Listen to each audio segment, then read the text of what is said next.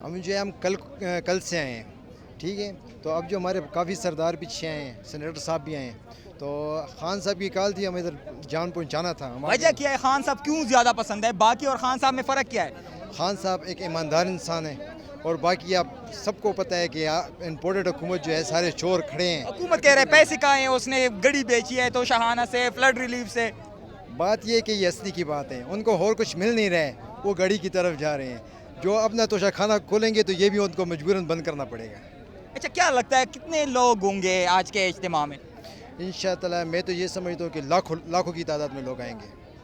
اور حقیقی آزادی یہ سب لوگوں کو یہ پتہ لگ چکا ہے کہ اب آزادی کا ٹائم ہے. یہاں پہ غریب اور امیر کے لیے ایک قانون ہونا چاہیے، یہ نہیں کہ غریب کے لیے الگ قانون اور امیر کے لیے الگ قانون. ہم یہ مکڑی کا جالہ نہیں دیکھنا چاہتے ہیں کہ مکڑی کے جالے میں اگر چھوٹی چیز پھنس جائے تو پھنس جاتی ہے اور بڑی چیز نکل جاتی ہے. ایسے قانون نہیں ہونا چاہیے، قانون سب کے لیے برابر ہونا چاہیے. اور خان کا یہ مطالبہ ہے کہ حکومت جس کو ملنی ہے ملے.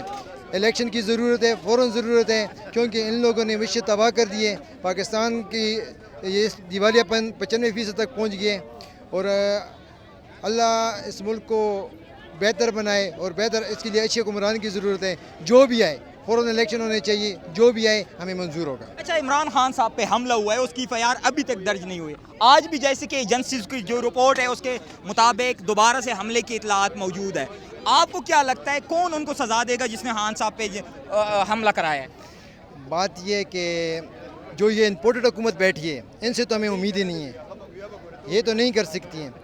آرمی چیف صاحب آ گئے ہیں، نئے آرمی چیف صاحب آ گئے ہیں. انشاءاللہ ان کو ایک سیاست سے براتر ہو کر ان کو فوراً کارروائی ایک حقیقی اور ایک ایسے کمیشن بنانا چاہیے کہ آزاد کمیشن ہو، اور اس میں چیف جسٹس صاحب بھی ہوں اور سیاسی لوگ بھی ہوں. تو اس کے میں کمیشن بنایا جائے اور اس کی فوراً کارروائی کی جائے.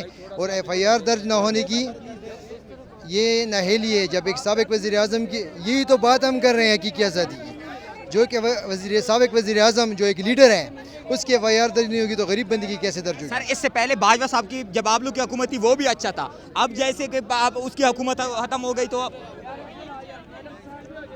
سر اس سے پہلے بھی جب باجوہ صاحب کی حکومت تھی وہ اچھا تھا، جب آپ لوگ کی حکومت ختم ہو گئی آپ لوگوں نے برا بھلا کہنا شروع کیا. اب جو آرمی چیف ہے آپ لوگوں کو کیا لگتا ہے کیا یہ آپ لوگ کے جو میرٹ ہے اس پہ پورا اترے گا؟ بات یہ کہ ہم نے باجوہ صاحب کو بھی برا بھلا نہیں کہا ہے، کیونکہ آرمی کا ایک ایکٹ ہوتا ہے، وہ اپنے مطابق چلتے ہیں. ٹھیک ہے، ہم جو نجیم چینج آپریشن ہے ہم کہتے ہیں ان کا ایسا کوئی نہ بنے.